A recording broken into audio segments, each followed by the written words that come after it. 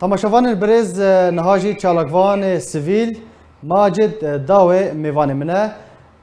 کوج بروکسلی به مرا دبه میوان برز ماجد دم تباش و سپاس جبو بشتربونا تا ام خوازم تو هنکی بحثا و کنگریت شمارا بکی که اولاتین تیدا بشدار گوجمن پرین کو ترخان کرنه چندن لگوری سالا بوری یعنی اگر براوردیه که تجمارا بکی کرم که هیوار باش ایوار باش جوار و تماشاوانی ونی هجاره براستی از نل بروکسلمه از منوره کی خوره کریه و کی بجاری اول بجدار البروکسلی و هر وهاجی ناما جواکا سیویلیا روجاوای کردستانی و هریما کردستانی سرس بشی سوری کاردکن مجوان ریکر به دست مداوان بو بابتا بروکسلی و کنگره بروکسلی براستی افصال پیوستی خلکین زیده تربون سالا چونی لی مخابن پریگو کم کرنج بو سوریه کم تربون سالا چونی 7 ملیار و 700 میلیون دلار دابش بو اندک جوان ویل جبو دناوا سوری دو دروبری سوریا ده و هر وهاجی یعنی نجبو سالا 2021 تنیبوش بو سالا 2021 و 2022 تاكو اف كونغريهاني العرضي خينسن جبر وها صالا ايصال يعني بيدبي وبيوستي خلكي بيتربون جبر اف مشكله جيبون نجبو موضوعي بتايبت او وقت بآرامية خوارن كلوبلا كي بيتربويه بوهاي تشي بويه اب عقوبات ايجل سر سوري بگشتي هشتي انه سوري بيتر بري سوري هاتي خواري فبيدبي ابوري بيترن يا خلكي جبر وها يكيتيا اوروبي وهر وها جي هر کسی يعني برز ماجد ايصال جوجمه برين كواتنا ترخان كرنجي لغوري الصاله بوري براوردي بصاله بوري را كم تربو كم تربو جهش تقريبا حطون هكا تقريبا جهشتي 6 مليار بس هينجي بكري حطا ساعات حفتوني وبيقرتن توقع دكم وشغوي بريارك ونامك وجيكيتيا اوروبي دربتش بوان كسي ايجو كوم بريجو كوم بيجبر حطون هكا نهبري 10 دقه كندا تبرع بتقريبا 2.5 دولار كر فهينجي ارزي دبي بس انا كم جيشتي تقريبا دورا 6 مليار 5 مليون وحيصد مليوني تقريبا تشتكي وسا بس حفتوني و اداوي ودر كبي بيچو برز ماجد چاواني دابش كرنو بلاف كرنا وان اليكاريان و چاوا بتني سر در بدران يان پنابران جيل خودگرا يعني در بدر ناوا سوريا ده این ناوا کامپان ده يان پنابران در سوريا جيل خودگرا نانا اف بريق دابش دبه اف دقيه دريا يكيتيا اوروبي دبلا ولاد بده همو دزگه وريك خستنو وريك خراوي ايج ناف سوري كاردكن ودروبري سوريا وهر وهاجي حتى عندك دولتن هن اف بريق دابش دكن جبو سوري جبو بنابريق الجموان يعني وك ما في المان هي ب 1 مليار و600 مليون تبرع كري افصال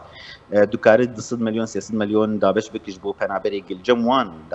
يعني هركس جبو دبيجبو سورياي يعني افكر انا فنجبو هندوري سورياي ونج بس جبو دروبري سوريا ثاني جبو هر كسي سوري يعني فبس هر صال مخابن بريبر دروبري سوريا وكل تركيا لبنان اردن بيتر دابش دبج ناف سوريا وحتى هريما كردستاني افصال مرخن كرن وشمال هريما كردستاني جدا باش نابه جبر برابر الهريما كردستاني صدم چیه ما ماجد يعني صدم چیه الهريما كردستاني جي يعني بده هزاران لقولي داوين آمار 206,000 درباس كريه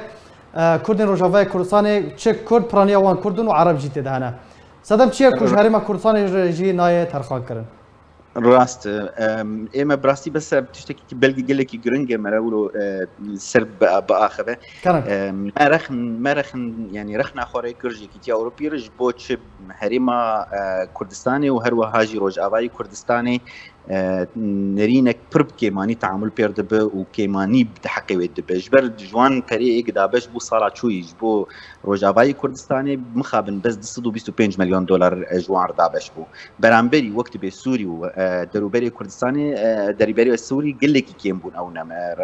او هجمار وهر وهاجي الهريما كردستاني دزگه و رخراوي ايج كاردكن يعني او مشكله دواندا وحتى مشكله يكم سركيه مشكله تعاملات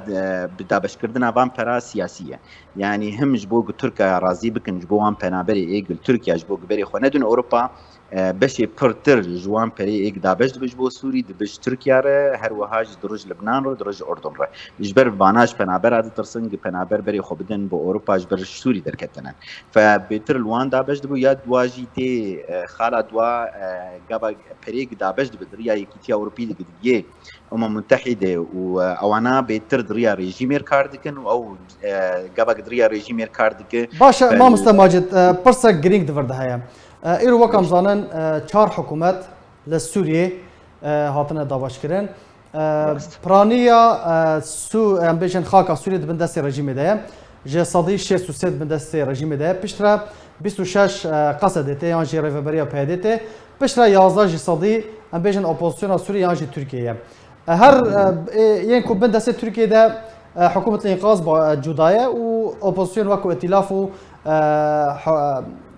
حکومت دمکی باشکایه جدایه باشه اف میکانیزما دابشکرنا و چاوا به پرانیا لسر آستا سر چه پیوری واره دابشکرن لسوریه بيتر وقت من قلت انه بواري سياسي بقري دايش برولا او تخازن تركي رازي بكن وهر وهاجي ريجيمي رازي بكن فرازي قرنا ريجيمي قابا قدريا متحدة رقا فرانا دابش دبن بيتر بيتر قدر باسي هندري سوري دب درج ريجيمي يا دوام بجداد يعني دابش دب درج اوبوزيسيوني وهر وهاجي حكومان قاز اقتا بيقوت اجبر وانا او دبيجن انه سي بشن بشي معارضة بشي ريجيمي بشي ريفبريا خسر فبيتر يكمين درج ريجيمي رد دوم درج اوبوزيسيوني رجو ادلبي وقت بحلبي وانره ودرج بان جهه ايج سرب اوبوزيسيونا سوريفه وياسيم تيج ريفبريا كيمترين تشتيج ريفبريا اگر ام بين سر دروبري روج سورياجي يكمين برتري برا درج تركيا دوراكي درج اردن ولبنان واخير يا